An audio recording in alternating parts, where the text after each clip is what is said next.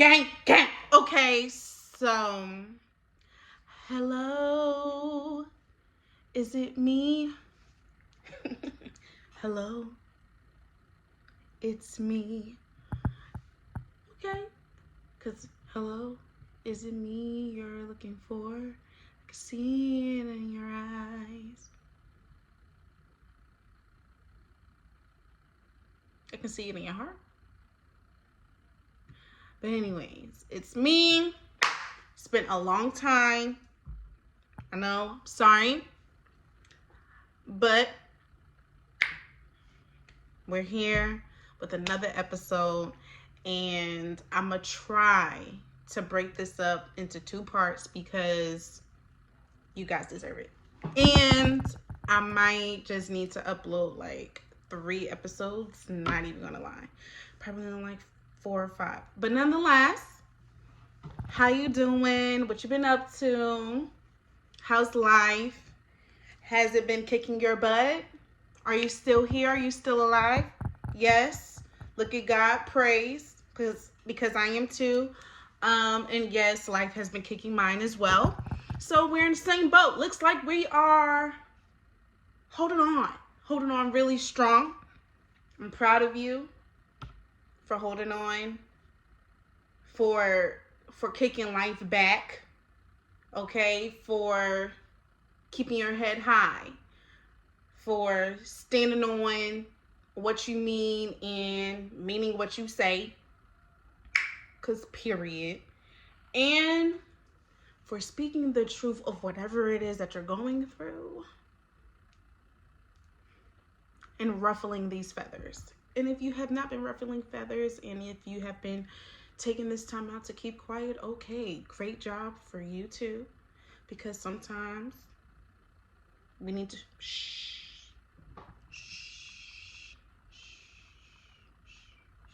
Sometimes we need to do that too. So, no long introduction. Might as well just get into it. You know what I mean? If you are new, what's good? It's me. It's V. Okay? And welcome. Thank you. And this is where we trigger our traumas. All things, whatever it is, whatever has been toxic, negative, traumatic, whatever has been constantly replaying in your life, constantly been the cycle, we trigger all of those. We don't let those trigger us here. We speak on how we can get through it. We speak on pushing through it. And we talk about what we want and what we can give to the other side when we get there. And we're on the journey to getting there. So that is what this is. Welcome again. I thank you. And for those who have been listening, who have been checking in and out, and probably not have been asking, where are you? I'm still here. So thank you for jumping back in. And if I can just remember, child, where I left off. I think I left off in the season of silence and going through that particular season with self, with family, with friends, and not realizing that maybe your friends are going through the same, if not the same, something similar as well when they're in that season as well. And what that may feel like and what that may be like, for you. And personally, it's been kind of a roller coaster, in understanding that when your circle is going through some of the same things as well, and they experience and go through things differently than you, handle things differently than you, they cope, handle, go through, push through, inspire and aspire differently than you. How can that affect either the relationship, the partnership that you have with your circle, with your partner, whomever that is involved, and what that looks like for you in that season. And it was kind of a roller coaster for me, I'll say on one end because there were a few people in my circle that was experiencing some of the same things. And when you are in a relationship with someone and you're doing life with them, whether they're, you know, platonic or romantic, I feel like sometimes we kind of expect the same energy to continue to be consistent all the time, and majority of the time or at all it's probably not the same energy.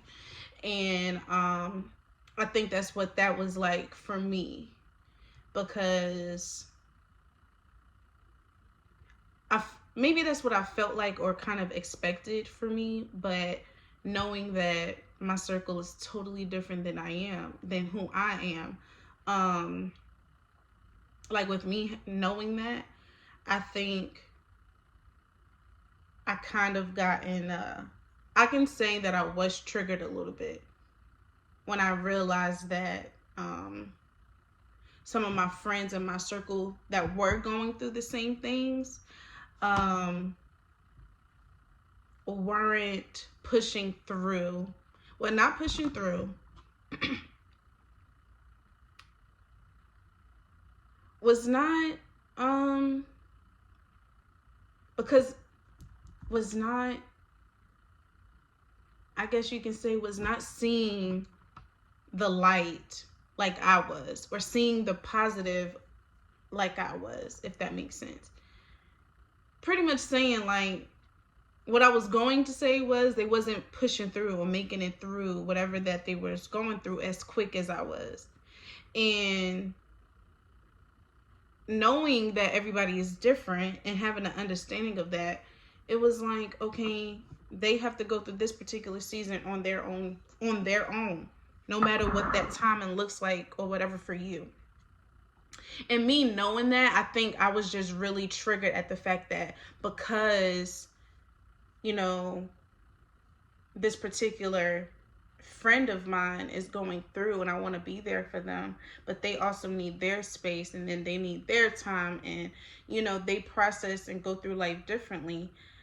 I've started to take it a little personal. It's like, okay, now, like any other time, I would feel like, you know, I'm either being pushed away or, well, there are instances where people don't realize that they're pushing one of their loved ones or close friends away, but they start to do certain things that are actually like harmful or, you know, just really negative in the relationship.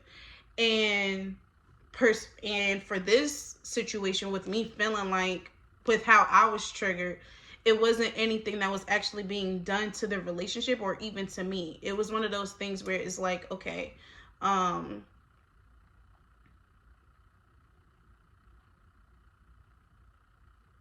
like there were certain boundaries, I guess you can say. Like it wasn't even like vocal, but let's just say in conversation, one of your best friends is like, you know what, I need this time to myself or whatever, or, you know, I am going through this particular situation and I need time to go through this, and I don't know how long I'm going to go through it, but know that this is what I need.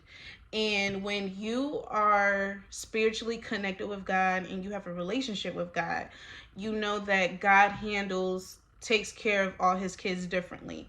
And I had to realize that this situation looks so similar, but in the most positive way, to where I was triggered by the fact that this person needed to isolate themselves. And it was just that. It was just a form of isolation.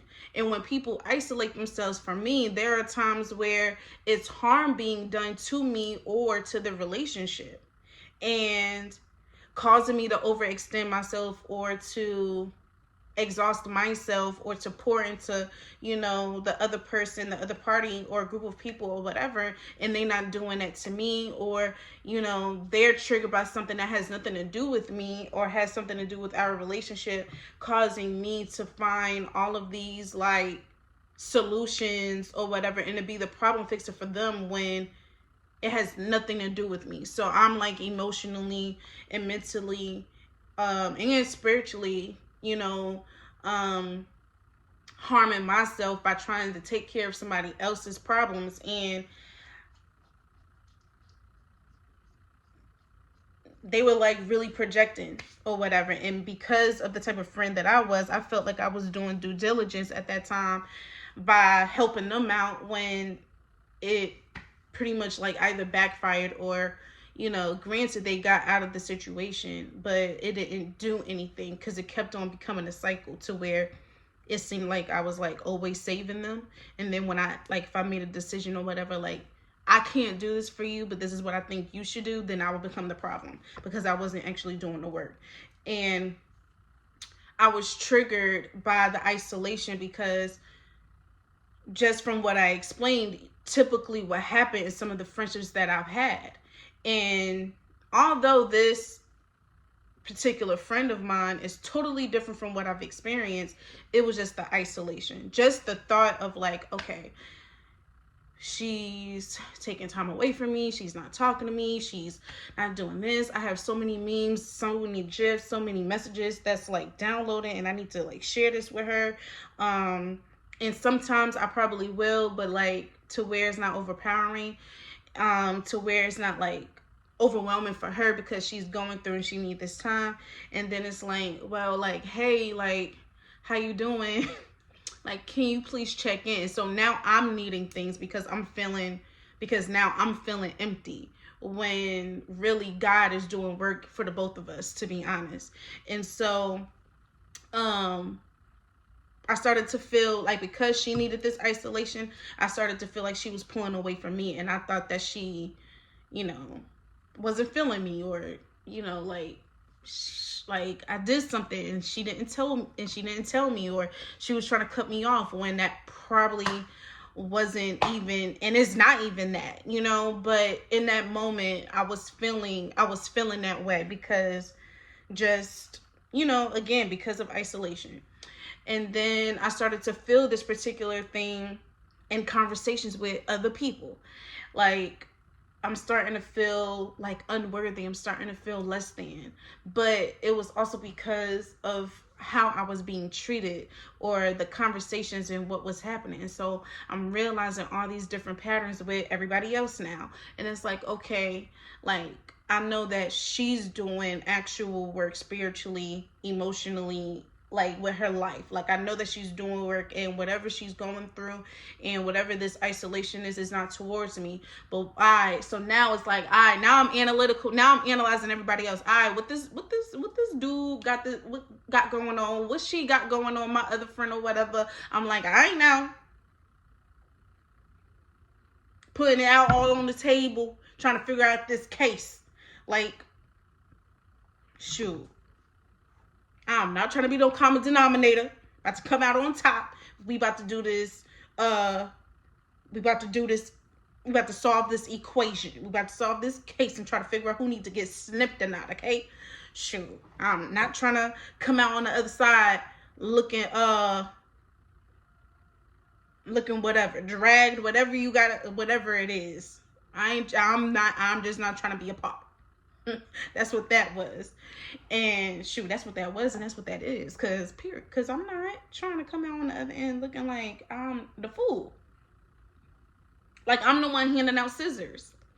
Cause to be honest, people be giving them out like, here you go. And slick. People do. But that wasn't my situation. But I did look at that during the season of silence and recognize certain things that I was triggered by, and I came out on top by triggering the actual trauma. Like, understanding, like, the same way that I'm asking for grace from other people, or even from God, or to show me mercy, or to give me an understanding about what it is that I'm experiencing right now in life, and to give me enlightenment about how I can actually be better prepared for when this person comes out strong, for when this person does come back out into you know, like to this garden or to this botanical, and they feeling like, and they so lively, you know what I mean? And how they're building their strength. And it's like, okay, like, you know, I can actually voice and say, like, this is what this was, and this is how I started to feel. And I can express that. And I love the fact that I was able to share that with my friend.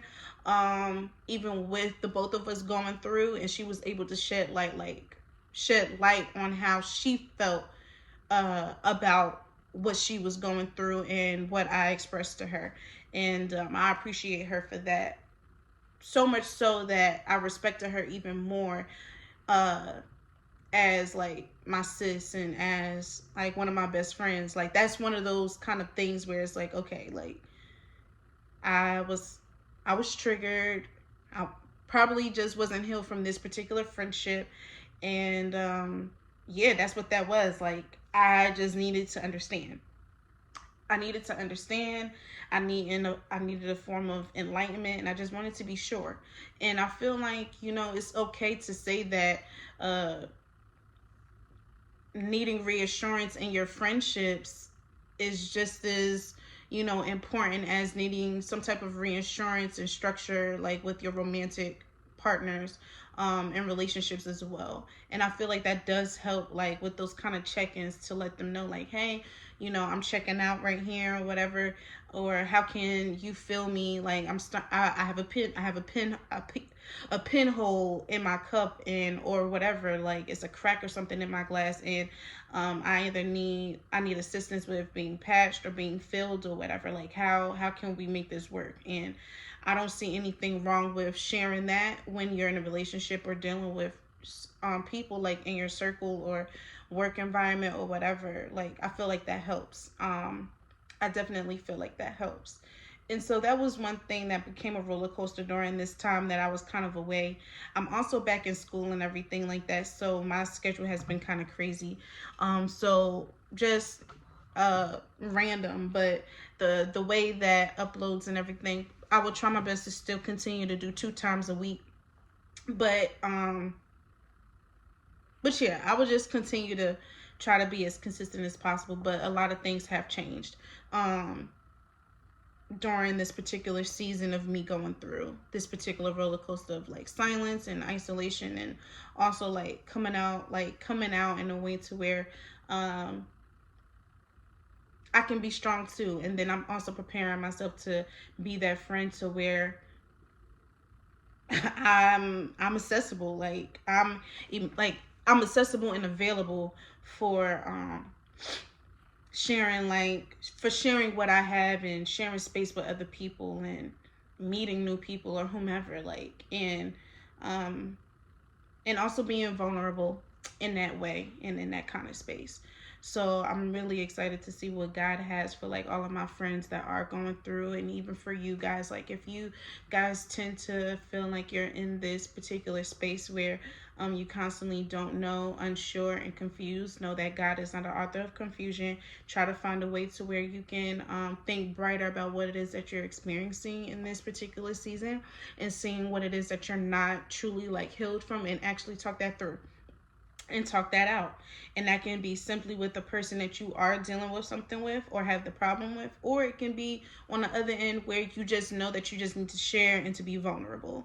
Confessing your sins and confessing what it is that you have gone through and what you have been hurt by, it cleanses you, especially when you give it to God. But when you share it with another person, you speaking out about the sins or the things that you are experiencing right now is actually what heals you. That's James 1 and that's James 5. And I love the fact that when I love the fact I love, it's one of those things where it's bittersweet when you express yourself, because it's really the how you express yourself that causes triggers for everybody else. And when you have an understanding about who it is that you're speaking to, who you're delivering this particular message or whomever, it's one of those things where this can either be a sympathetic, empathetic, or just a downright wrong situation. And it's one of those things where you kind of have to ask yourself, what do you need what do you need right now when you share this message with somebody? Like, do you need to be healed? Do you need to be comforted? Do you need to be the problem solver? Like, do you need to be the fixer upper? Like, whatever. Like, are you looking, like, what is it that you're looking for when you share this message? And that's actually something that I kind of learned in therapy. But at the same time, when you think about it, it's one of those things where it's like, you don't think about it because I mean, if you talk shit, then you just be wanting to talk. And that's just real. And you just be wanting to hear yourself speak. So we do got people that love to communicate, but they just be wanting to say shit because they have something to talk about. And then on the other end, it's like, you have like, I get this visualization of having like 12 different people in the room. You got the observer, you got the shit talker, you got the problem solver, you got the comforter, you got the person that's sympathetic, you got the person that's actually empathic and that can connect with you, you have like the healer, you have the, you have all these different people. And then,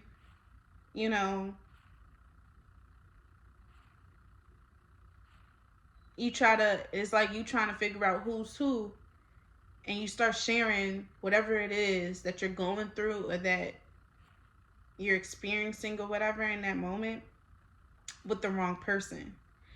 And when we start to build connections and bonds with people, we don't ask. I don't believe, and I don't believe we ask those questions like when we first meeting people, like, what kind of person are you?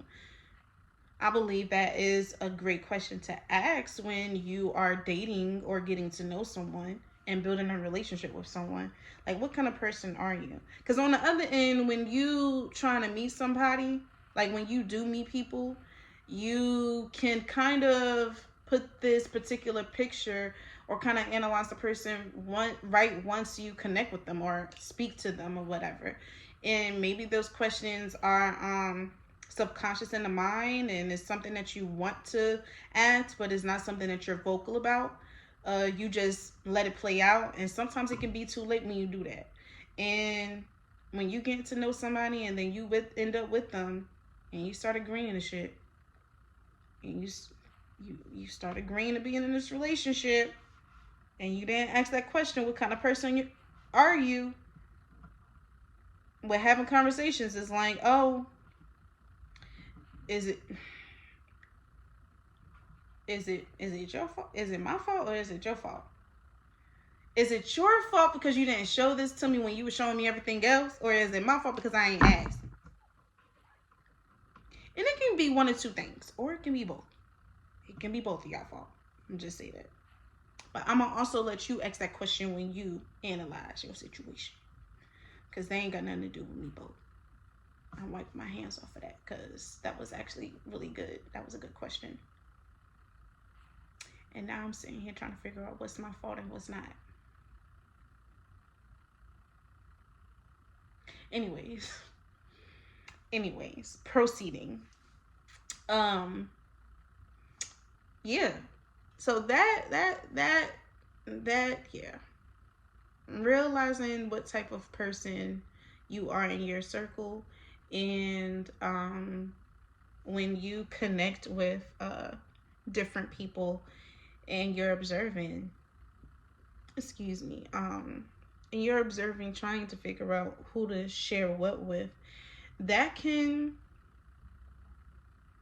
very much be the deal breaker of who you share the message with, how you share this particular message, and knowing exactly what it is that you need afterwards. Like, okay, this is the problem that is at hand. When I share this, what do I need? Okay, I need comfort. I need comfort now because I feel sad, I feel mad, or I feel very flustered, confused, annoyed, or whatever about the situation. And then you can very much so feel all these different things. And then, when you do get comforted, it's like, okay, now I have some type of motivation or inspiration to solve this problem. And is this my particular problem to fix? Like, sometimes we need to ask that too. Because, yeah, not even getting deep in that. Is this a problem that can be fixed? If it is, I believe that it doesn't take away from who needs to be the lead. If you know that you are the type of person to present the problem and you are not the problem,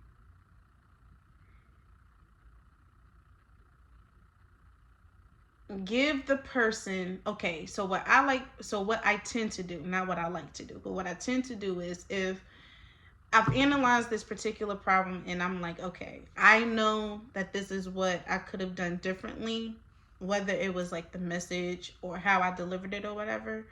But I am not the root of the particular problem. I represent it or present the problem in an open way to have communication about it and to talk about it, and then seeing how me and the other person can come together to do the work to solve it. It becomes harder for when a person doesn't believe that they are the problem, the root, and that they have caused this problem, because that then leads to other arguments about what it is that you should do, how you should do it, or whatever. And then at the end of the day, there is a chance that from doing that, it can backfire on you in so many different ways, or it can really go right. If it can really go right, I swear it can, because it definitely has multiple times. There have been plenty of fails. I'm not going to lie about that. It has definitely been plenty of fails, especially if there have been times when I have known that, child, maybe I could have delivered it differently. And I'll be honest about that. I mean, like, you know what? I could have delivered it differently, or if I could have said it differently. My bad. And now that we have an understanding that it could have been done differently, at least we know what the message or what the problem is. So how can we fix it? How can we fix it? What can be fixed? What needs to be fixed? And I'm gonna be real, I don't think niggas like those questions, because they don't think that they're the problem, or that they don't believe that they are the root or how they caused it. So, and I'm just saying that because I've had relationships with guys. If you are a female that have caused problems and don't like solving it, I don't know what to tell you. I don't know what to tell you. I don't know what to tell you, because there have been times when I have been the root of the problem, and I do at least assist in my area of how I can fix it. And there have been other times when I have been right and still help with solving the problem. Like, listen, like, this is what you can do differently or whatever. It is up to the person if they want to change. You can't change them. Okay? You can't change them, child. You can't change them, child. You can't change them, child. I don't know how many times I got to say it. You can't change them, but you can present it in different ways to where they can be open into receiving it. That's all I got for you on that matter. And I'm a hush. Moving on to the next. Now, after we have transitioned through this season of silence and, trying to, not even trying, but understanding that this particular transition can happen at anybody, with anybody, and it may happen close to home, or, at a distance, to where you're able to navigate in a particular way. If you are experiencing this same season with different people like close to you in your circle, I extend grace and mercy to you, to your circle, and I pray that y'all's relationship and y'all's friendship is truly covered, and you guys come out of this strong, as me and my good old sisters are doing, and continue to pour love into yourself, so that you can be prepared. Like if you come out of this season strong and you come out of this season particularly faster than your other friends, I pray that you continue to pour into yourself with love, peace, patience, and with also gentleness and kindness, because they are going to need that when they come out, especially when they're still going through it or whatever.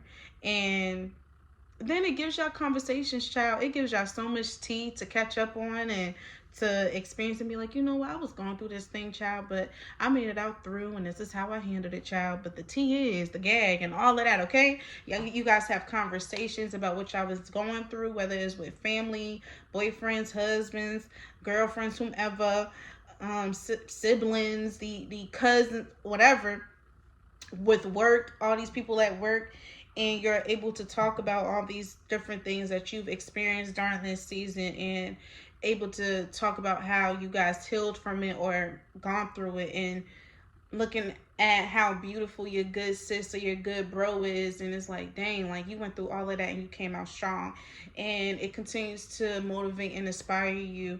And so I'm excited to see what that is for me and my circle, and also seeing what that is like for you and yours. And I just extend all of that to you guys. um Really quick, as this just hit me, I do want to uh just pray over really quick like just quick prayer over people who have been um abused in any way, because feeling like it's becoming a theme where young ones, boys and girls alike, are constantly being abused sexually, mentally, emotionally, um, verbally, like all the just abuse. Just there are kids out here that are being manipulated. There are adults that are being manipulated, and are being constantly taken advantage of. And I just pray for um God to continue to cover us and these babies and everybody that is experiencing this, because I am seeing that young ones in high school or in middle school are being abused by their teachers. They're being manipulated. They're being groomed by these men. They're being groomed or being manipulated by these women. And it is starting from past trauma. It is starting from at home. It is starting from it's starting from the root. Like there are so many people that are experiencing this in so many different ways, and they are coming out. They're not coming out. It's like it's like a new generation or a new cycle, pattern, whatever you want to call it. It's just a whole new level of silence,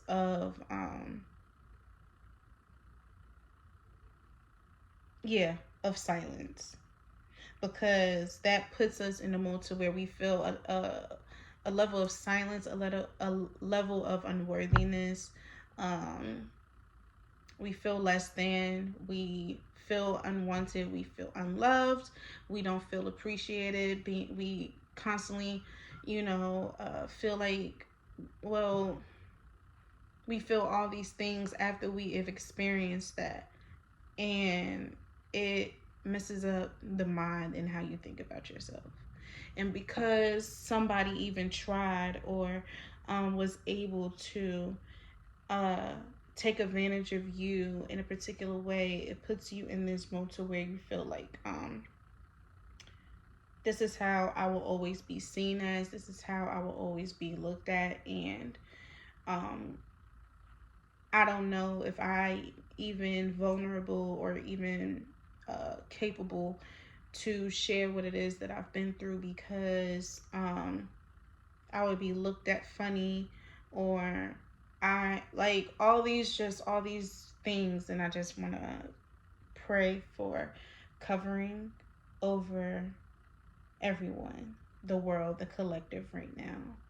And I pray that as we continue to grow and mature in life, in this world, this cruel world, that we're able to continue to see the light and to look up to the hills and to know that you will always provide and always be there for us, God. I also pray for strength and for love and prosperity in our hearts, and for us to grow in truth and in light with that. And to know that these things that we have experienced, or these things that we have witnessed and that we've seen, does not define us and will not define us when we come to this big old age, or as we grow into what you have called us to be, God. And I pray and extend my love and my light and my joy and my story and what I share to those, to know that that they will come out strong, and that they will come out powerful, and that they will come out loved and wanted, and they will be taken care of and provided, and that what they go through in their silence, that their voice will come out stronger than ever before. They will be able to sing again, they will be able to talk again, they will be able to be heard again. And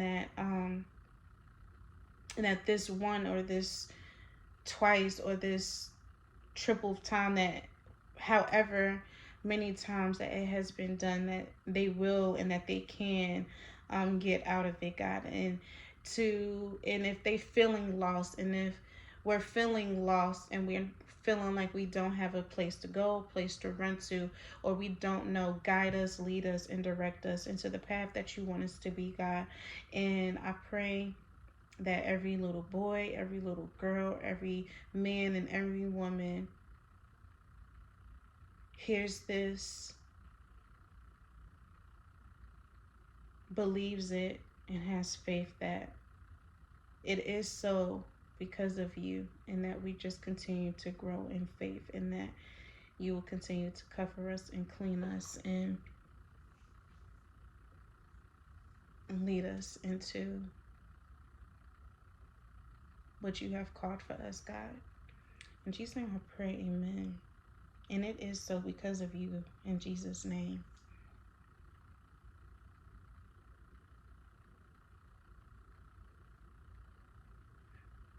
And it's a lot, because you don't know what people are going through that's sitting right across from you, sitting next to you. And it can be somebody on a bus across from you that just experienced something, walking by you or whatever, that seen something happen and felt like they couldn't help, or couldn't support, or couldn't stop them, or it probably happened to them and they felt weak and they couldn't. We just don't know. It can happen in a home, and it can happen outside. It can happen in a school, it can happen in a church, it can happen anywhere. And we put so much, and I just pray that because of this kind of betrayal, and because of this betrayal, that I just pray that we are more discerning, and that we have more of a discerning spirit, so that we can know and that we can sense what's not right, or people trying to take advantage of their power and what they can do, and trying to make us feel weak.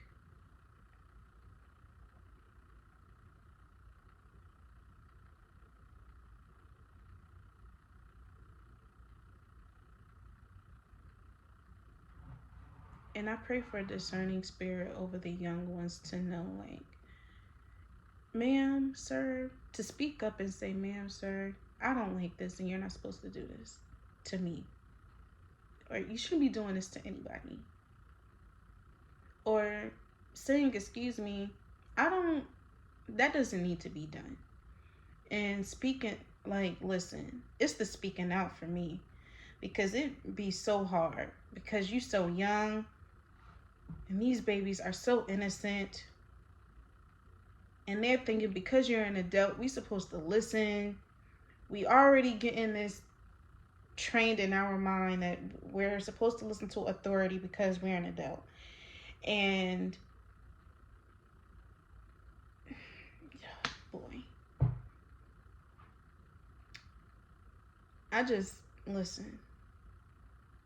I'm getting mad now. I'm getting mad now because it's really people out here in the world that like be tricking the babies, be tricking us as adults. Like it's nonstop. It's wild to me. Maybe we can get into that in a different episode. But I wanted to pray that prayer because I felt that. And I felt like it was needed and I felt like it was necessary. And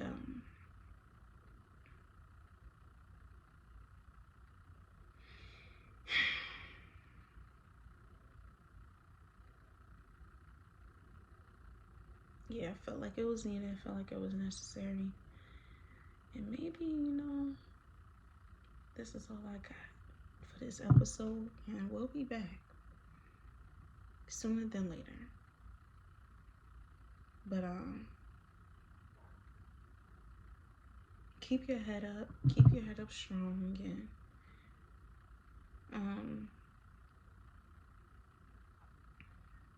Yeah.